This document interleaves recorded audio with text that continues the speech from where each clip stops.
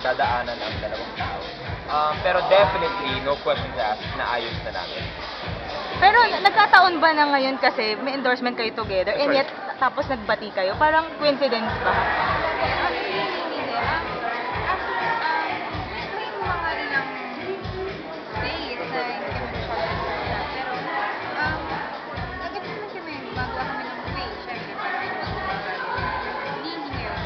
Sino una nakipagbati?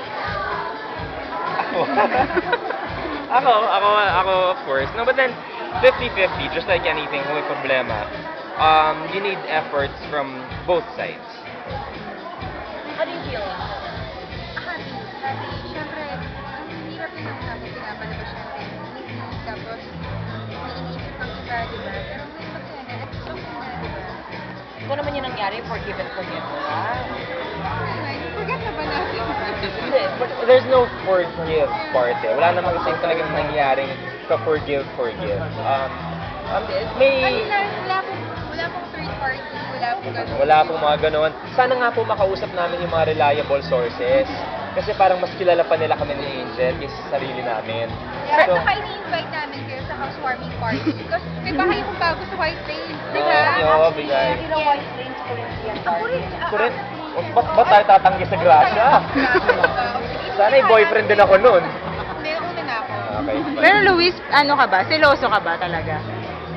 Oo, pero hindi na palita. Hindi, seloso ako, pero hindi ako yung nangaaway seloso. Seloso ako siguro dahil Limit lang sa... nagpapalambing selos, hindi yung nang-aaway na selos. Never naman din ang away. Ikaw, Ange. First reaction mo nung lumabas yung balitang hiwalay na kayo.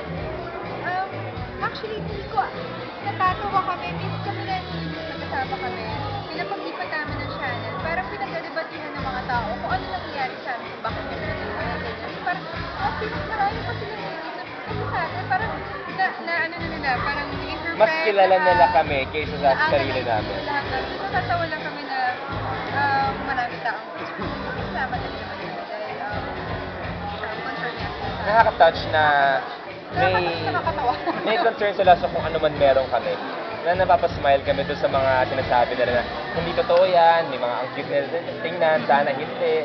Sila nakaka-touch. Yung sinasabing 2 months kayong nagkaroon ng puno. Wow! Ano, 2 weeks? I'm sorry. Wala, not even. Walang ulot na nangyari. If, for example, nagkatampuhan kayo, yan, sabihin natin, nagkatampuhan kayo na naayos in, what, 3 days? 2 days? Yes? Luis, sino ang gumawa ng... Matagal din naman. Sino ang gumawa ng move para maayos kung ano yung problema? Alam niyo, pinuntahan niya ako sa bahay na umuulan pa. Hindi. Ako naman gumawa ng... O, sige nga, ikwento natin. Ikwento natin Gusto kung mo? ano ginawa mo. Ano, kwento mo nga, go. Go.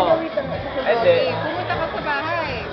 Punta ako sa bahay. O, tapos, Basta, nag-ayos kami. But don't get Please na nagmamalinis. Yung kung ano man yung naging issue namin dalawa, walang pwedeng i-pinpoint na may kasalanan. It was completely an issue between us talaga. Wala siyang nagawang kasalanan. Wala akong kumbaga, nagkaroon lang ng konting issue.